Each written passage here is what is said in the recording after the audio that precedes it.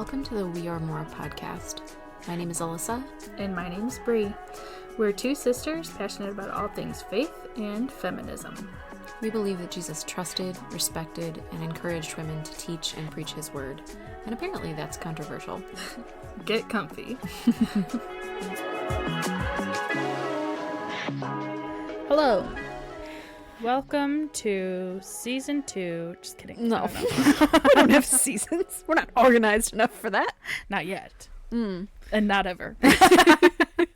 I think this is episode 31. I'm pretty sure. Neither of our ages. No, neither of our ages. Because we're both 97. Exactly. We both share the same birth date and we're both the same exact age. You know, that's just twins. Oh. We're twins. People would think so. Are we? No way. You'll never know. Most people assume that we are. We're not. We look similar ages. It's just secretly we're one person, but we have multiple personalities or schizophrenia, and we think we're talking to another person, but really it's just one person talking to themselves for an hour. Wow. What if you're a figment of my imagination? That could be a good movie. That two sisters record a podcast and are fools for an hour? No, but are really secretly it's just one insane person. Great. All right, Disney, are you listening? Disney, I have an idea. I don't know if Disney would do it, but Netflix might. Disney's doing all kinds of crap now. They own Hulu. They have ABC. Disney owns the world. I'm pretty just like convinced. Girls. And also our bank accounts. Who runs the world? Disney. Sorry, Beyonce. No, I want to run the world. You cut out the girls. How about the girls at Disney? Can they run the world? Yeah. Oh, yeah. Okay. With a Starbucks in hand. Hey, yeah. Or a Joffrey's if you're inclined that way. But I really still prefer the Starbucks. I do prefer it. I don't prefer to wait in the line. No, that's the bad thing. Is like there are secret Joffrey's locations. If you don't know, if you haven't been to Disney World, Joffrey's is like, I don't know, is it located anywhere outside of Disney? I've only ever seen it in Disney. Or you can buy like the bags of coffee. Literally, I have no idea. But that's like a coffee stand that you can find in all the Disney parks, or at least in the Walt Disney World parks. It's like, there's less of a line than Starbucks. Yeah. There are some people that are like culty about it. Like they want Joffrey's and that's all they ever want. But I mean, I don't know. I'm a pretty big Starbucks girly, so nobody could tell that.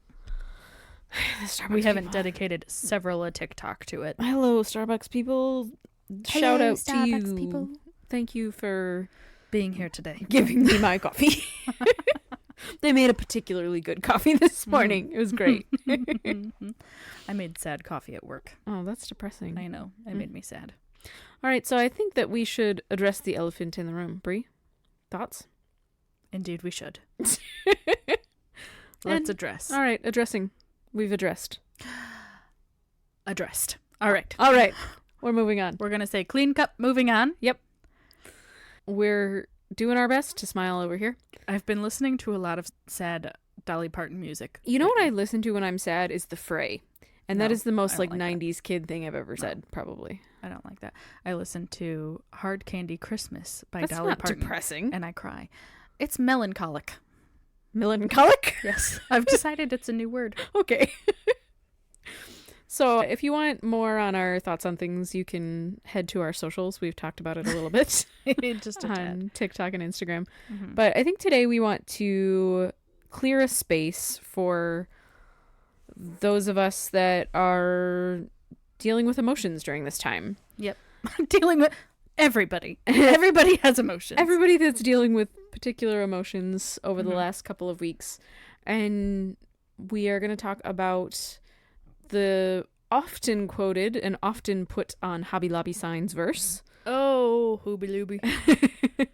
And that is Psalms 46:10, which is the be still verse. Be still. Be still. It's not just Hobby Lobby. It's literally everywhere. It's like you walk into a TJ Maxx, you look on a necklace, you want like a Christian girl t-shirt, it's going to say, be still. Yeah.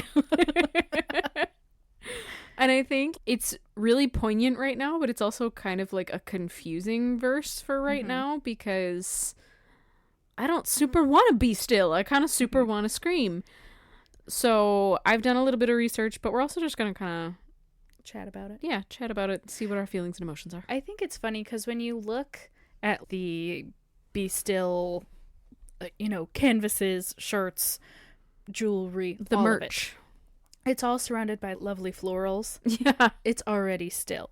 I think what really stands out to me, and I posted this on the socials yesterday, when everything is storming around you, when your world is falling apart, when you're in the middle of a tsunami, because tsunamis are freaking scary. How do you know? I watched that movie, The Impossible. Okay, back on track. When you're in the middle of a storm, God is saying, be still. Right. In the midst of all that, Jesus is sleeping in your boat, you know? All right, so I'm going to, throughout the episode, read 2 different versions of this, but I'm going to start in the NIV. She knows how to read. She's literate, Aren't everybody. you proud? Okay. So I'm going to read the whole of Psalm 46, because I just think it's really important to give context. Like, you always see this verse, and it's just be still, just 2 words. Yeah.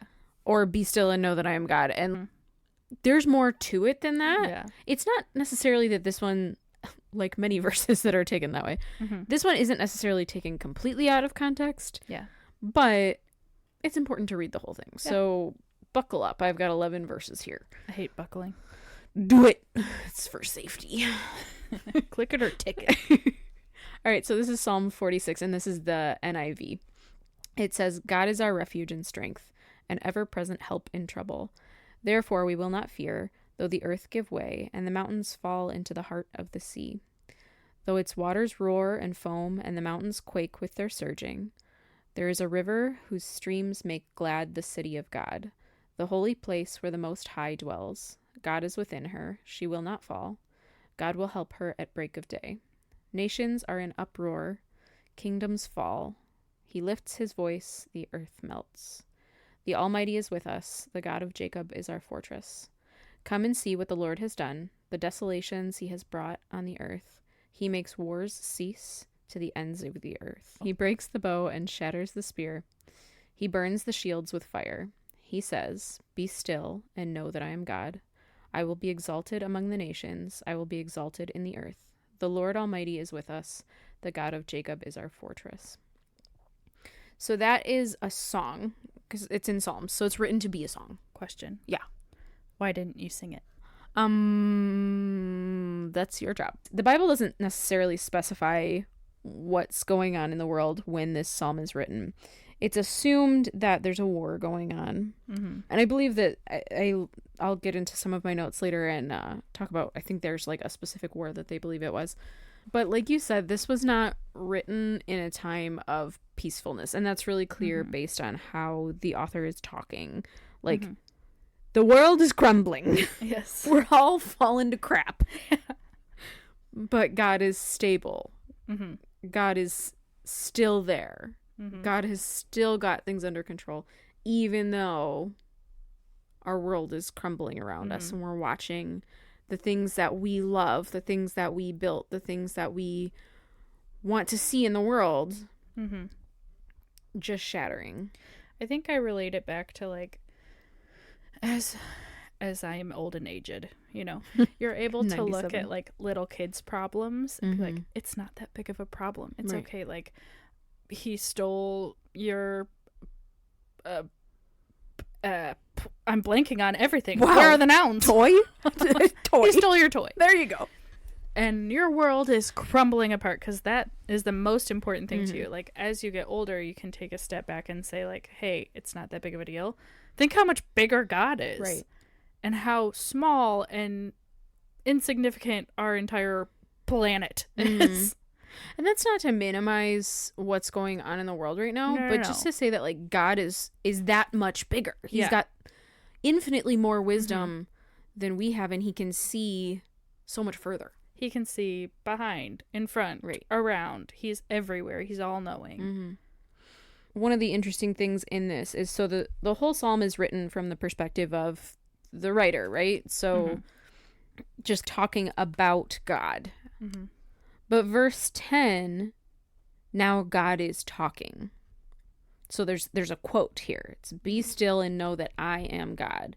I will be exalted among the nations. I will be exalted in the earth." So at the end of it all, God wins. Mm-hmm. And we know that, like, as Christians, as people of faith, like, we know that. Mm-hmm. I would assume most of you have, even if you're new to Christianity, you've probably heard that, like, God wins in the end. He's already won. Right, that's a pretty common one to know. I did post about that last night. But at the same time, like, I don't know that we internalize that because we don't know what that means. Exactly. What does it mean that at the end of it all, striving ceases? Mm-hmm. There is peace. There will be no more tears. There will be no more pain. Like, because we have lived in a world that since the moment we were born, there was tears and there was pain and there was hurt and there was striving and whatever. Even if you had a lovely childhood. Yeah. So what does that look like? Yeah, like we are in the middle of it. We are in the muck. Mm-hmm. How can we say that God's already won? Right. But he won when Jesus was on the cross and he made heaven available to us. Yeah, in church this week, so a bunch of my family came to our church this week. It was What's like, up, family? we took up a whole row. I was very proud of us. I felt like, remember we talked about in VBS, not VBS, but whatever version of VBS we went to. Bible Time Boosters. That's it. There it is. All right. I had to sing the song in my head. I was like, who are we? Bible Time Boosters, can't you see? Wow, that's a throwback. There you go. Thank you. But I felt like I should have earned my little ribbon because I brought people to church. Anyway, so a bunch of our family came to church with us this week because, I don't know, we're very popular. We are well loved, probably. Maybe. We're not. They came because they needed to go to church. They did need to go to church. But they came for God, not you. We started a new series. And one of the things the pastor said that was really impactful to me was he said that he was going through a really hard time and he called his mom. Mm-hmm. And she said to him, "This is not heaven. Yeah. The earth where we are right now, this is not heaven. Mm-hmm. It's not perfect. It's not exactly what God wants it to be. People aren't exactly who God wants them to be. Mm-hmm. There's going to be sin. There's going to be pain. There's going to be death because this is not heaven. However, this is also not hell." Yeah. And that hit me really hard because sometimes it feels like that. I totally agree with you. I got goosebumps when he said that. Yeah. So I was like, oh, it feels like that Yeah. sometimes. I was feeling it in that moment. Mm-hmm. Like, this is the worst. Yeah. It literally can't get worse than what we're feeling right now. And yet he's up there saying, but this isn't hell either. Mm-hmm. Which, what does that mean? Because if we look at hell as, and I know there's a lot of like different theological discussions about hell, but if we look at hell as kind of the end point for sin, there's nothing you can do to make it better, right? There's no striving that's gonna make the sinners more godlike. Like I don't know how to explain it, but there's nothing you can do. Mm-hmm. Your arms are tied. Your legs are tied. Right. There's no more work to be done. But that's not where we are either. Mm-hmm. People are not what God wants them to be, but we can work to help them be there. We can work to help ourselves get closer. And we can stand up and try and make the world more of what we believe God wants it to be. Mm-hmm. Which is a huge part of the reason we do this podcast. Yeah. Oh, yeah. And honestly, like, the last couple of weeks, it's kind of felt like, my gosh, why are we bothering? Like, what's the point? I've been the worst since what was it, Tuesday? I've just felt so defeated and so exhausted. That's, yeah. Absolutely exhausted. Like, we are fighting and now we have to keep fighting. Mm-hmm. My gosh. But maybe God's saying, like, you can still keep fighting, but God's already won. And I think it's like The world feels like when you're learning to do something new, you take a couple steps forward, and then you try and add on another skill, maybe. I'm going to use crocheting because I like to crochet, and that makes sense in Alyssa's brain. So you start to crochet, and you learn how to chain just a line, right? Yeah. And you're like, I'm doing great. Like 20 steps forward, right? I'm gonna make a blanket before the day is out. And then you realize that you have to learn a double crochet stitch, which is a little bit more complicated. And that feels like 20 steps back. Like, oh, now I gotta do this crap. Yeah. This is annoying. And then if you want to do a more complicated stitch, you've got to learn that one. And it's 10 steps forward, 20 steps backward, and 5 steps forward, and 4 steps backward. And it just feels like chaos. But I think the important thing to remember is we can take steps forward. Yeah. We talked about this at work the other day. Like, imagine you're climbing a mountain. Like, your life and all of women's history is a mountain. And each little move you make does not feel very significant. But when you look down and you see how far we've come, and the very fact that we can sit here and record a podcast together talking about this freely, that is progress. Right. So back to be still. No. We've gone off a little bit. But one thing I wanted to talk about was how to know when to be still. And when to shake your booty. Because I think it's a little bit, you see Christians be like, well, I'm just waiting on God. And then they sit there and do nothing. They're frozen. Yeah. Yes. They don't move forward. They don't move backward because they're so desperately waiting on God to move. And I'm not saying that God will never move in those situations. God is God and can do whatever he wants. However, I also think that God expects us to do something. Even a miracle needs a hand. We have to have quoted that 25 times now. That's not a new one.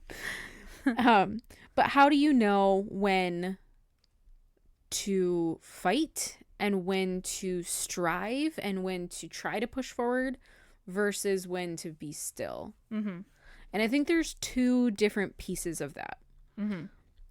So the first one is externally versus internally.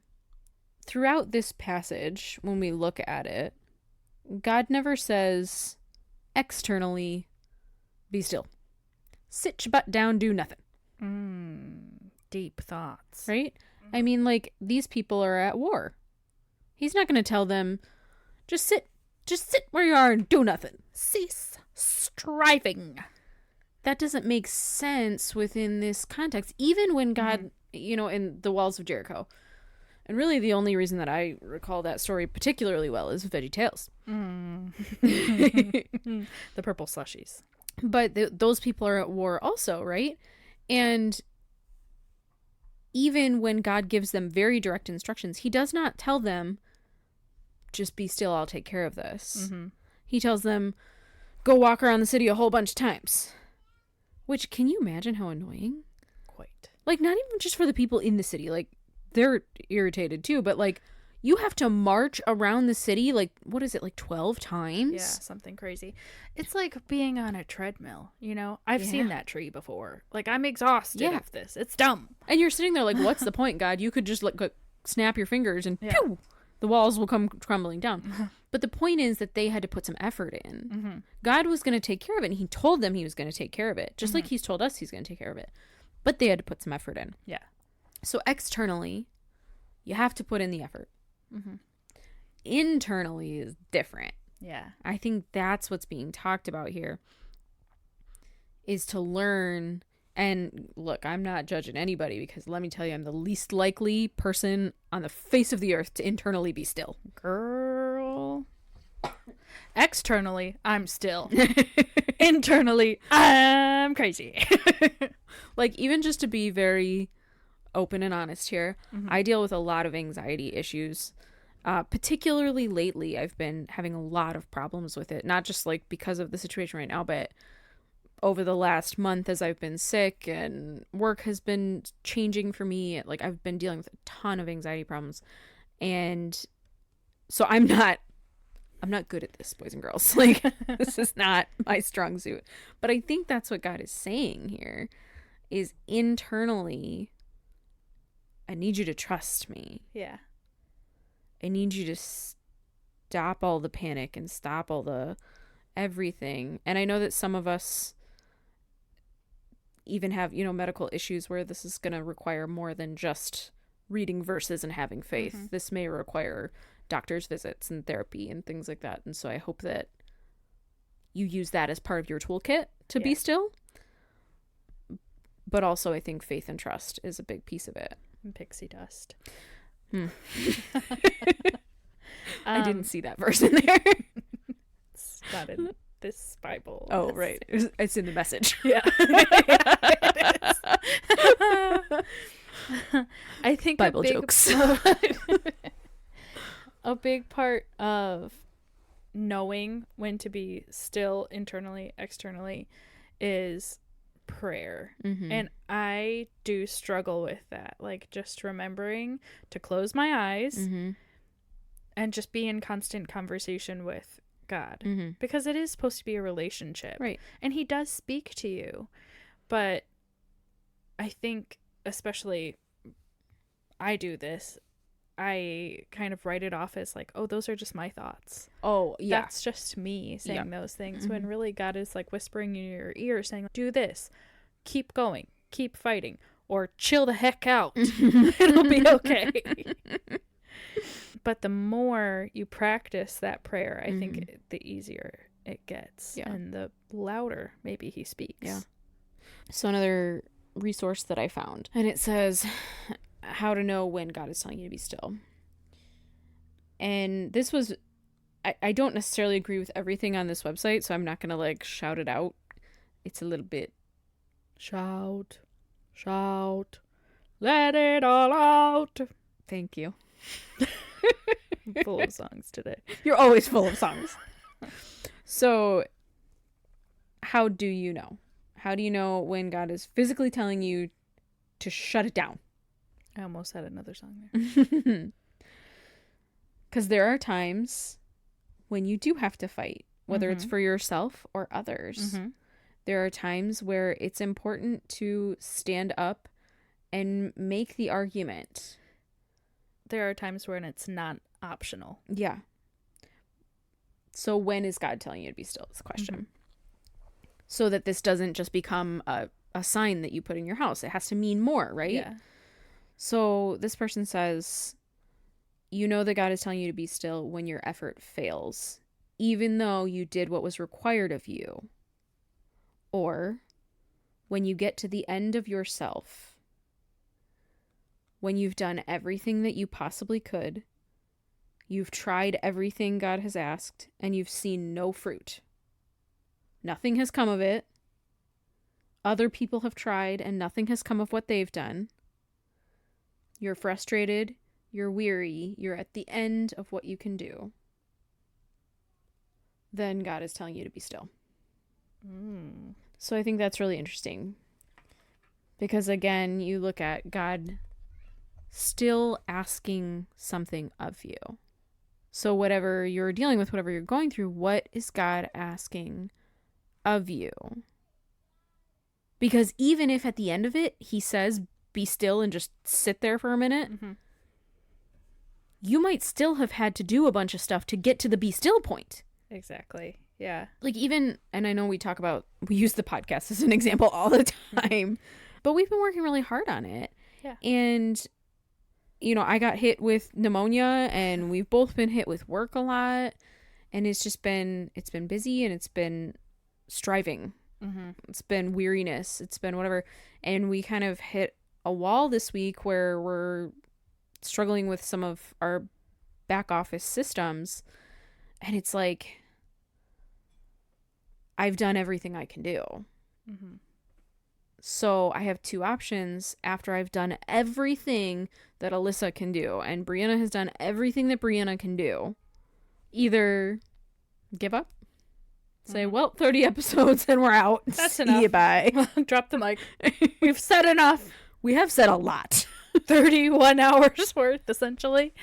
give or take. That's a lot of hours. Honestly, can you imagine if we did a marathon where we just heard our voices for over a day? Someday when we start actually like filming this and you can see our beautiful faces. We both look particularly beautiful right We now. do look good. We both are at least tried today. We tried. I had therapy today, so I had to. And I have yoga later. When we do that, we should probably do a 24-hour react to our own podcasts and then just lose our minds entirely. Like, I've said a lot of stupid stuff. Like, a lot of brilliant things, too, obviously. But a lot of inappropriate things. Quite a few, yes.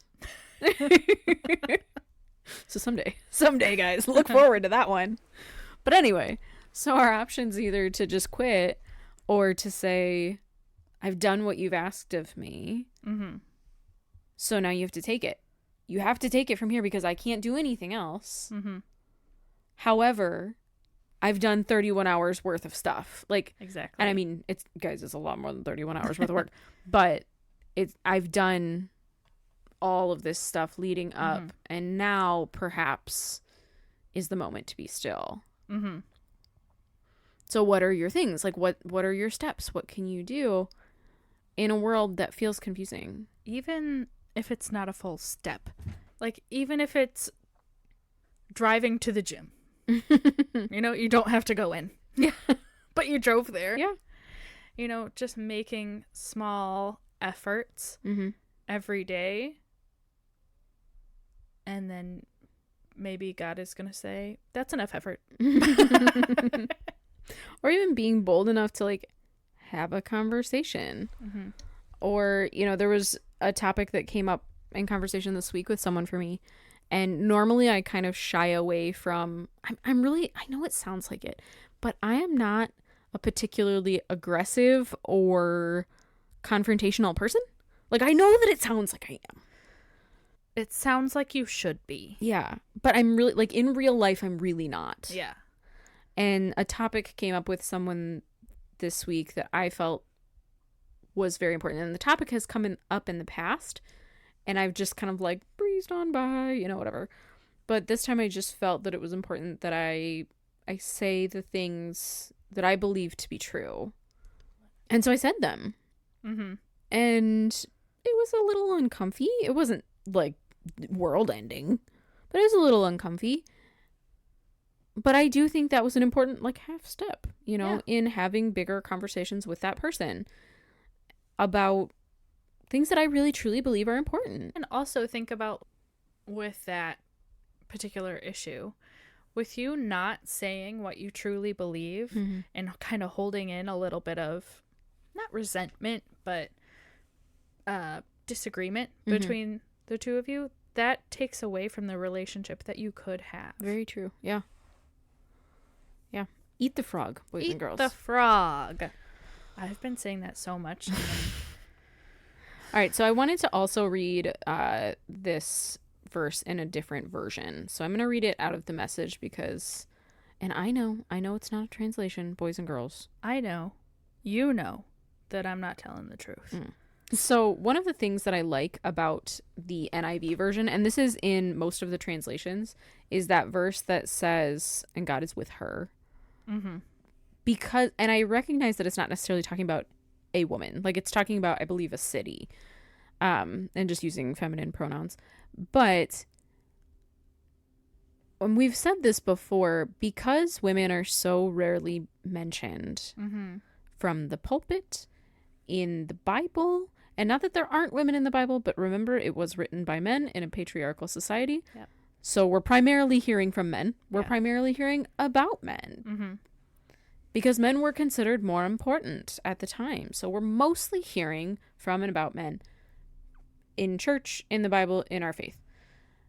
So to hear, so to hear she, her said in the Bible, I really like that. So that's why I wanted to read the NIV. Now the Message, which is not officially a translation because it's paraphrased. Right. It's not like verse for verse. Right. So they'll group verses together. So instead of having like verse 1, this section has verses 1 through 3, and they kind of combine them and pull together all those verses to get to the base message of them. So this one does not have the section that says she and her. So that's why I wanted to read the NIV first. But I think this one is cool because it's a little bit more understandable. It's a little bit more in modern day language. Again, this is Psalms 46, and that's verses 1 through 11. So it's the whole chapter. God is a safe place to hide, ready to help when we need him. We stand fearless at the cliff edge of doom, courageous in sea storm and earthquake, before the rush and roar of oceans, the tremors that shift mountains. Jacob wrestling God fights for us. God of angel armies protects us. River fountains splash joy, cooling God's city. This sacred haunt of the Most High. God lives here. The streets are safe. God at your service from crack of dawn. Godless nations rant and rave. Kings and kingdoms threaten, but earth does anything he says. Jacob wrestling God fights for us. God of angel armies protects us. Remember, it's a song, so there's a reprise. Attention all. See the marvels of God. He plants flowers and trees all over the earth, bans war from pole to pole, breaks all the weapons across his knee. Step out of the traffic. Take a long, loving look at me, your high God, above politics, above everything. Jacob wrestling God fights for us. God of angel armies protects us. So if there has ever been a better section of the Bible for right now, I don't know what it is. So I think a couple of different people on TikTok have said this. I know that there's a pastor that did like a sermon on this, but this says it's from Barbara Brown Taylor. Don't quote me on that, but quote this. It says, "The only clear line I draw these days is this. When my religion tries to come between me and my neighbor, I will choose my neighbor. Jesus never commands me to love my religion." There's another song that I was listening to last night from Lauren Daigle called "Losing My Religion." Yeah, I love that one. And I think it ties into what you were saying there. Like, forget about religion, all of the rules and regulations and grandeur of religion, and just rest in God. Because he's big old pillow. Well, I liked a couple of the things that version said, the way that it said it. So one of them was in segment 4 through 6. It's really weird to read the message and not have like distinct verses, but I do understand why they did it. It says, God lives here. The streets are safe. And I think as women in the climate we're in right now, the streets don't always feel safe. And I mean that metaphorically and practically. And that's not even just a right now thing. That's an always thing. Yeah. The streets don't always feel safe. They're not always safe for us. Practically, women have to walk around with pepper spray. Or depending on the state you're in, those little tiny tasers. And, you know, I watch this woman on TikTok all the time, and she packs women's self-defense, like she sells women's self-defense kits. And it's wild, the things that she's sending out. And it's not weapons necessarily, but just all kinds of stuff that I don't think I can name. Or even, like, girls are having to get creative because maybe carrying pepper spray isn't allowed where you're at. So they carry, like, a giant lock on a scarf so that it's easy to swing around. And I saw that on TikTok. And I mean, women are having to take, and again, this is not new, but having to take self-defense classes, having their daughters take self-defense classes, making sure that their friends are taking self-defense classes, et cetera, et cetera. And so for us, and to the women in our audience, like I'm speaking to the choir here, to the men in our audience, if you're out there, men, I want you to hear this because it's really important. The streets aren't safe for us. However, also emotionally, the streets aren't always safe for us because of things being said, whether it's online, whether it's in person, whether it's in our churches. The streets aren't safe.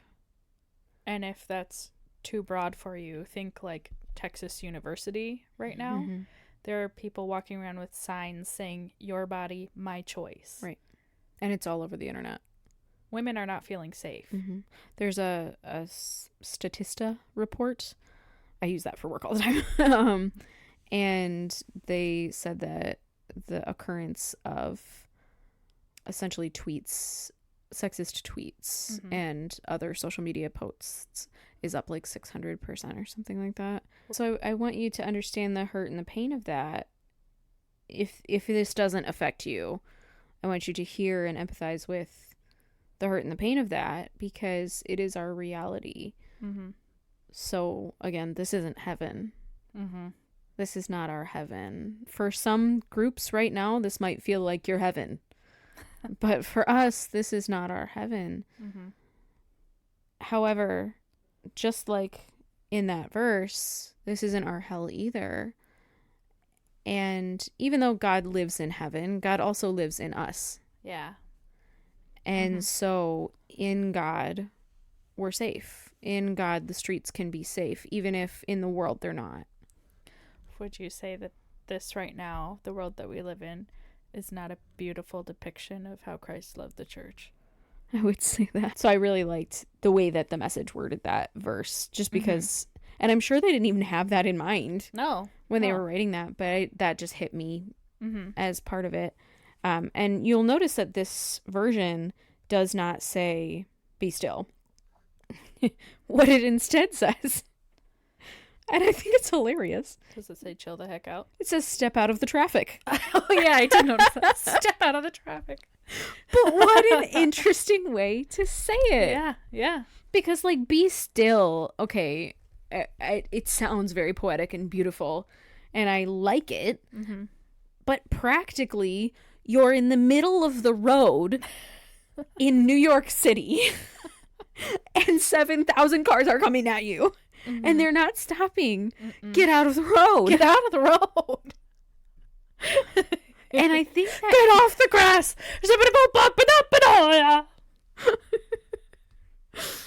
You've done that one before too. You're welcome. I think that one gives you a little bit more of a practical viewpoint of it, because what I mean, you know, we can dive into what "be still" means, and obviously we have, and you can too.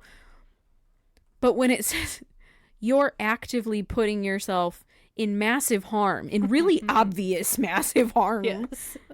Get out of the road. You moron. Maybe not you moron. I don't think the Bible would say that, but I have added. And I'm not just talking to you. The Message plus Alyssa. We should write that. That sounds good. I'll make a commentary. Alyssa's study notes. But when it says that, I just feel like that gives you more of a practical way to see it. And then, so that's part of the quote. Remember, that's where God is speaking. And again, this is not, I don't think God directly told the writer, step out of traffic, but because I don't think it would have made sense at that point. There weren't so many cars back then. But then the next part of that quote is, take a long, loving look at me, your high God, above politics, above everything. I don't even know how to, like, when I read this version, because I just read the NIV, I read the NLT.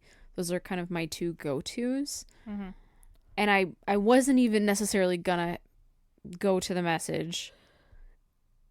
And then I did, and it just felt like, oh, hello, you've picked exactly what I wanted you to talk about today.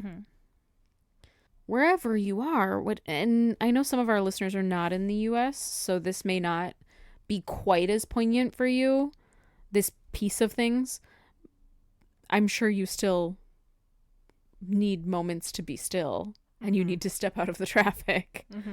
But for those of us in the US, and if your country is dealing with other political issues, which many around the world are, to remember that God is above politics, that our moment in history, even though everything is important to God, your life is so critically important to God. He knows the hairs on your head. He knows exactly everything about you. Does he know the hairs on my chin? Your chinny chin chin? Probably. And it's a lot. He's like, whoa, Brie, take care of that. Here's some tweezers. May the Lord be with you. But I think just to look at that and say, even though, yes, we are so important to God, we are everything to God, we are his children, he adores us. This blip in history, even though it feels so big, and I don't want to minimize it because I'm feeling it too, but if I can step out of my own way for a minute, our blip in history is just a blip. Even if it's an important blip, even if it's a historically significant blip, it's still just a blip. And I hope it's a fast one, but our politics in the grand scheme of eternity won't be as significant as we think they are. It's not that they don't hurt right now. It's not that they can't cause damage and pain. And again, I really, really don't want to minimize this because Brie and I have been obsessing for a while now. So many gray hairs. I mean, you can go check out our TikTok for some of that. I don't know that you want to. It might be a little depressing, but it's not the end of us. Yeah. It's not the end of our podcast. It's not the end of us as people. It's not the end of our mission. It's not, I mean, God has yet to ask me to stop. I think it's funny that you and I, someone told us that we were on mission the other day. And I never thought of it that way. I was like, Alyssa and I are just doing our thing. We're just making our podcast. We have loud mouths. We do have that. But we are. Through some weird chain of events, you and I are on mission for Christ. It is a weird chain of events. We should do an episode on the history of the pod. How did we get here? How did we get here? And where are we going? And who are we? And what have we done? And what are those? And where am I? And when am I? And no! Are you good? You done? Yeah. All right.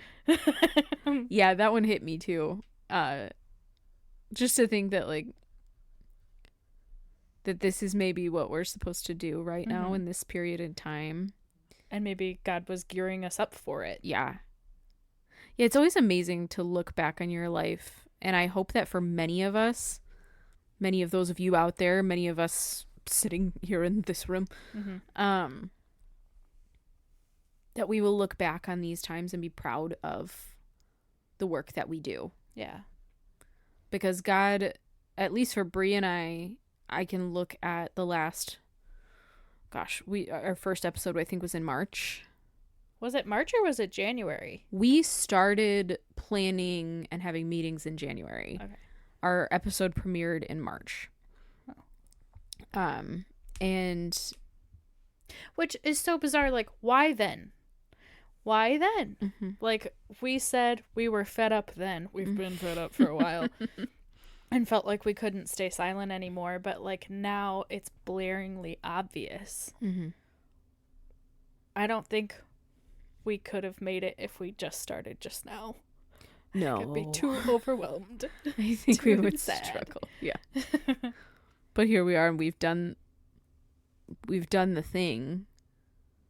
We've been striving, you know. We've been striving. And I don't know how many more times we got to walk around Jericho. I don't know.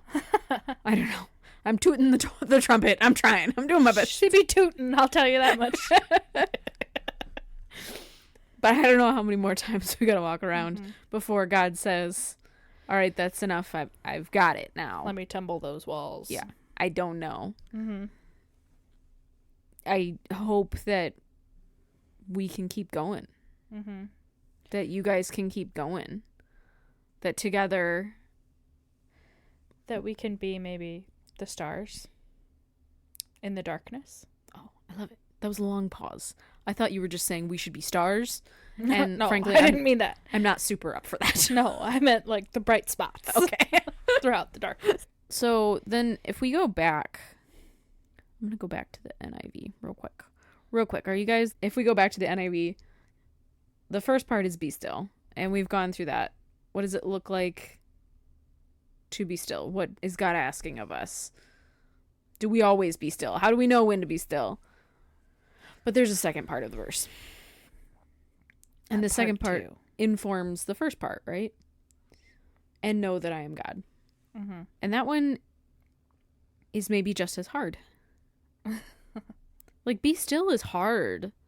To tell your mind to stop racing. I was asking my husband Nathan today, I was like, can you turn your brain off? Because people always say about men, like, and this is such a stereotype, but someone said this week, men have a nothing box.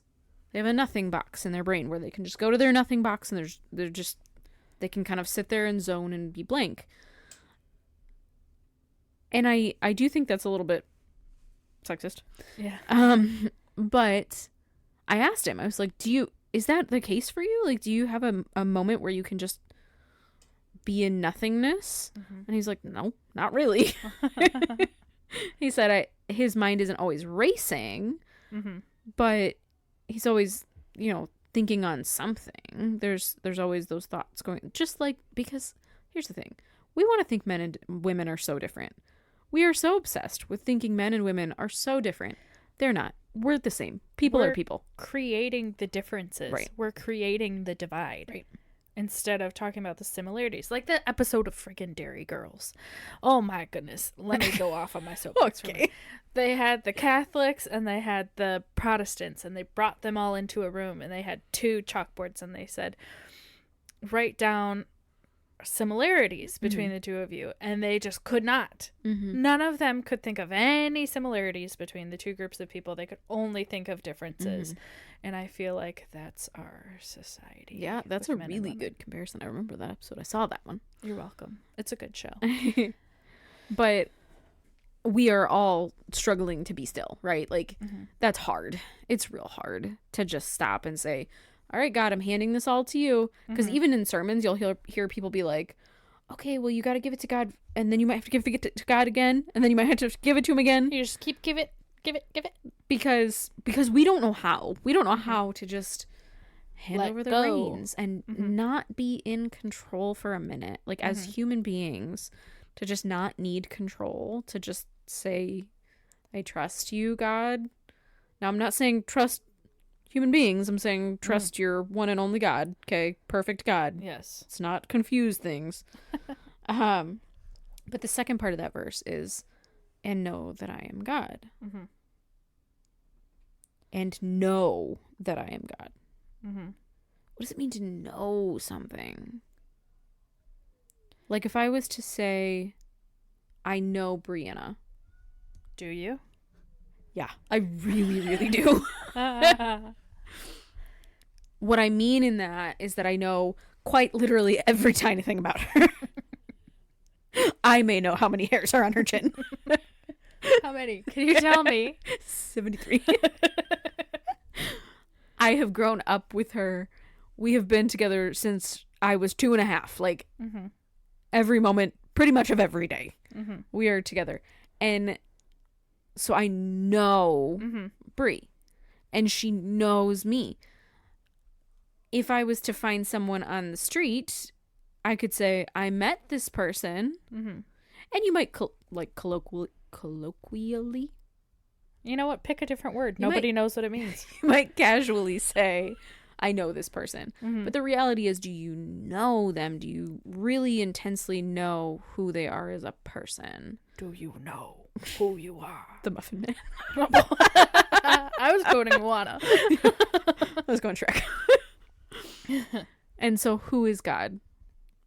And when you need to be still and you need to trust God in something, the only way to do that, the only way to hand him something is to know that he can take it, right?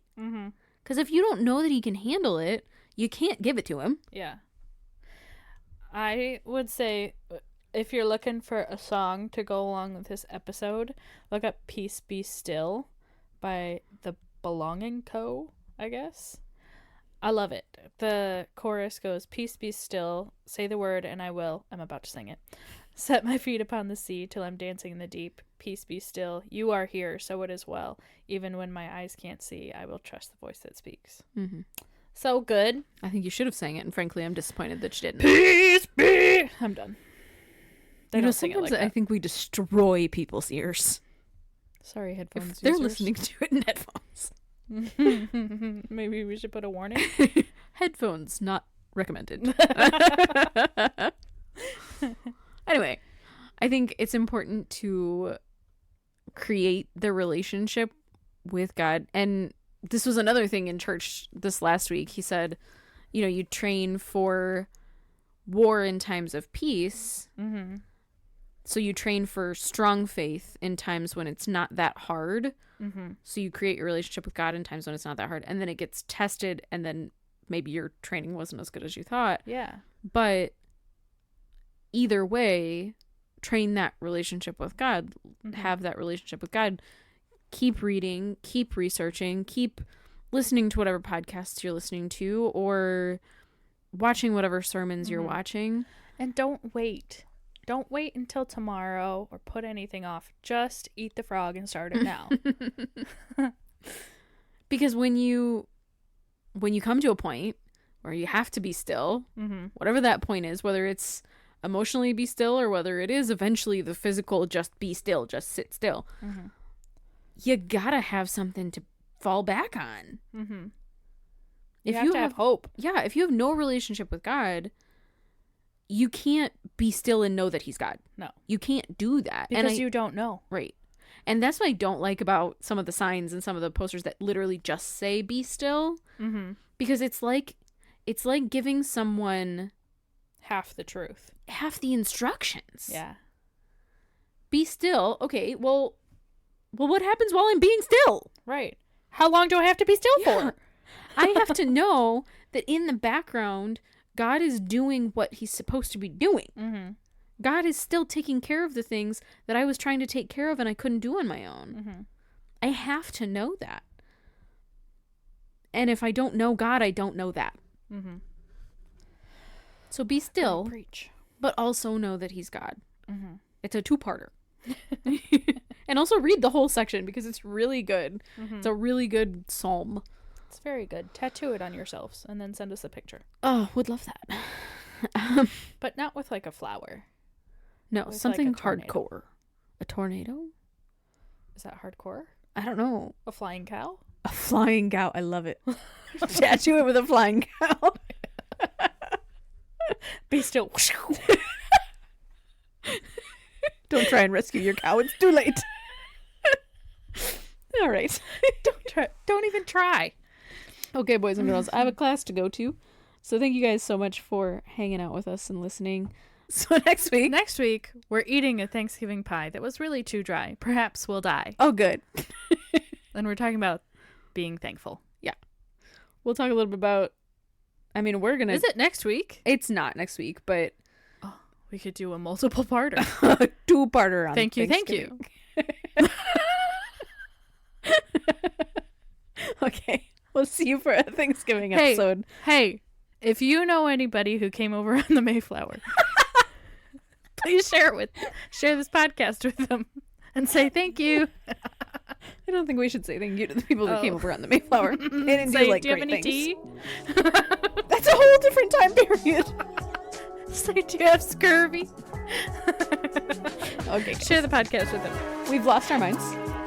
We'll see you next week. Love you. Bye.